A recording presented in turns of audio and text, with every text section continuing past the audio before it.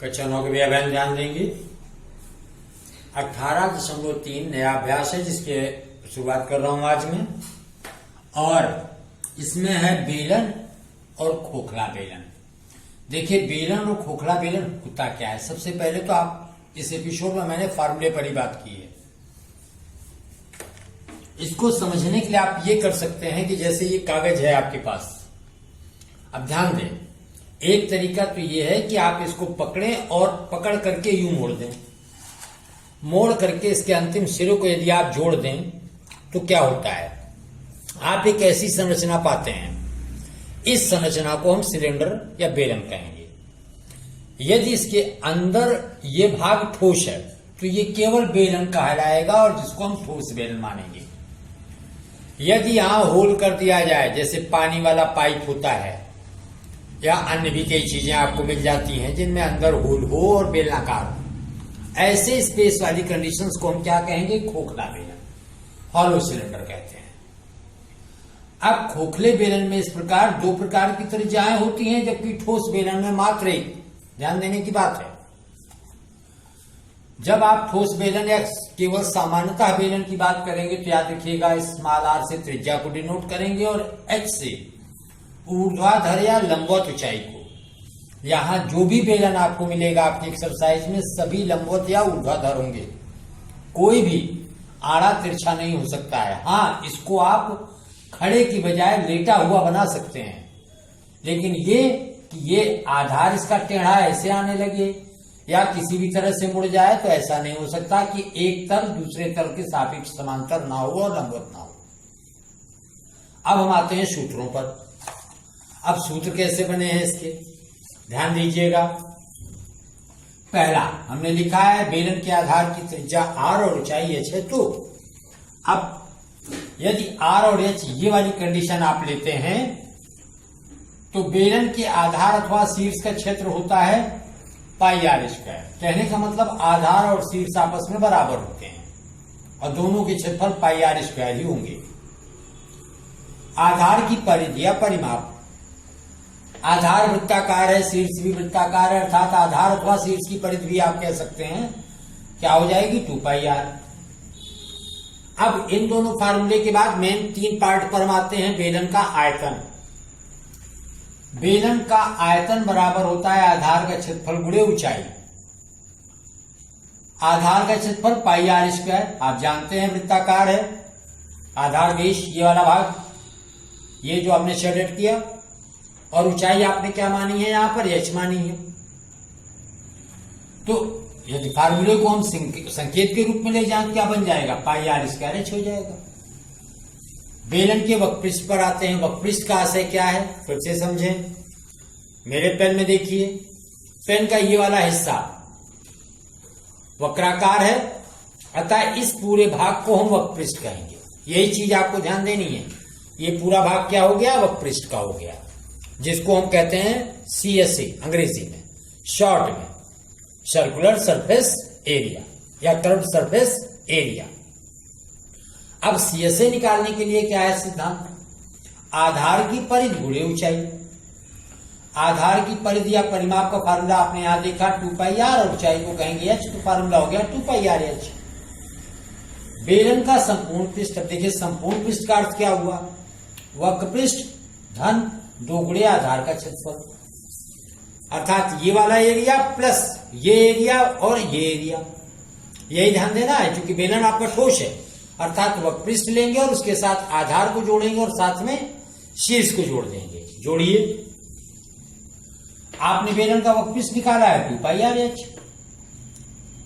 2 into pi R square, 2 गुणे आधार का क्षेत्रफल है, इसलिए 2 पाई आर कॉमन ले लिया गया, बन गया एच प्लस आर। ये सारे के सारे सूत्र किससे संबंधित है, बेलन से।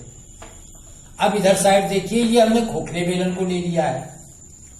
आ जाते हैं खोखले बेलन में। ध्यान दें, बाहरी त्रिज्या को कैपिटल आर, आंतरिक त्रिज्या को स्मॉल आर और ऊंचाई को एच माना गया है। इस कंडीशन में खोखले बेलन का आयतन ये होता है वाय आयतन माइनस अंतः आयतन। वाय आयतन के लिए वाय त्रिज्या और अंतः आयतन के लिए अंतः त्रिज्या का उपयोग करेंगे। तो वाय आयतन क्या हुआ, पाई कैपिटल आर स्क्वायर एच, क्योंकि यहां त्रिज्या क्या है, कैपिटल आर है। अंतः के लिए स्मॉल आर यूज करेंगे, चूंकि अंतः त्रिज्या स्मॉल आर है तो pi small R square H. Pi को दोनों से बाहर किया, ब्रैकेट में capital R square minus small R square, और बाहर क्या हो गया एच। इस फार्मूले को चाहें तो आप तोड़ के pi into capital R minus small r into capital R plus r small r और उसके बाद एच लिख सकते हैं। अदरवाइज आप चाहें तो ऐसे ही फॉलो कर सकते हैं। दूसरा फार्मूला, खोखले बेलन का वक्रपृष्ठ, आयतन के बाद वक्रपृष्ठ की कंडीशन आ गई। यहां पर आपको हमने वक्रपृष्ठ समझाया ही है। अब यहाँ के वक्रपृष्ठ पर ध्यान दीजिएगा। जब बेलन खोखला है तो खोखले बेलन में क्या होगा, दो प्रकार के पृष्ठ होंगे वक्रपृष्ठ, जिनको हम केवल पृष्ठ भी कह सकते हैं। ध्यान दें इस वाले में, एक तो बाहर का वक्रपृष्ठ ये दिखाई दे रहा है आपको, एक अंदर होल है तो ये भी तो दिखाई देगा बाहर से देखने पर। अतः वक्रपृष्ठ निकालने के लिए बाहर का वक्रपृष्ठ धन अंदर का वक्रपृष्ठ काम करेगा। ध्यान दें, आयतन में आपको याद रखना है कि वाह माइनस अंता होगा, जबकि वक्रपृष्ठ में वाह प्लस अंता होगा। ये ध्यान देना है, क्योंकि दोनों वक्रपृष्ठ आपको स्पष्ट दिखाई देंगे। बनाइए फार्मूला। बाहरी वक्रपृष्ठ के लिए फार्मूला क्या होगा, 2 पाई कैपिटल आर एच, चूंकि बाहर की त्रिज्या कैपिटल आर आपने ली है, प्लस 2 पाई स्मॉल आर एच, आंतरिक त्रिज्या स्मॉल आर ली है। फिर से कॉमन सिस्टम, 2 पाई बाहर किया, capital R plus small r, और बाहर क्या हो जाएगा, यहां पर एच कॉमन लिया है तो एच एच मिलके आ गया एच, तो 2 pi capital R plus small R H. अब इसके बाद अगले पर आते हैं। खोखले बेलन का संपूर्ण पृष्ठ क्या होता है, वक्रपृष्ठ धन दोगुणे आधार के वलय का क्षेत्रफल। जब आप वक्रपृष्ठ लेंगे तो आ जाएगा 2 pi capital R plus small R H और 2 pi capital R minus small R. 2 pi capital R plus small R को कॉमन ले लो तो यहां क्या बचेगा, एच बचेगा और साथ में capital R minus small R बचेगा। ये आपका फार्मूला हो गया संपूर्ण पृष्ठ का। संपूर्ण पृष्ठ में याद रखिएगा कि यहां हमने वलय लिखा है। वलय क्या होता है, 9th में आपने पढ़ा है, रिंग जिसको अंग्रेजी में कहते हैं। वलय मीन्स ये भाग, यहां पर यही ध्यान देना है, इस भाग को हम वलय कहेंगे, बीच वाले होल को वलय नहीं कहेंगे। वो तो बीच में होल है जो ऊपर तक चला जाएगा कंटिन्यू टॉप तक, और यहाँ वलय का ये ऊपरी सिरा हो जाएगा, ये वाला पोर्शन। ये चीजें आपको थोड़ा सा गौर करने की है। हमने यहाँ पर थोड़ा सा और कुछ लिखा है, इस पर थोड़ा गौर करेंगे कि यदि यल गुणे बी माप के आयताकार कागज को लंबाई के परितः मोड़ा जाए तो प्राप्त बेलन के लिए परिधि 2 पाई आर बराबर यल मानेंगे और ऊंचाई एच बराबर बी। कैसे, फिर से देखिए, कागज को हमने यूं मोड़ा था।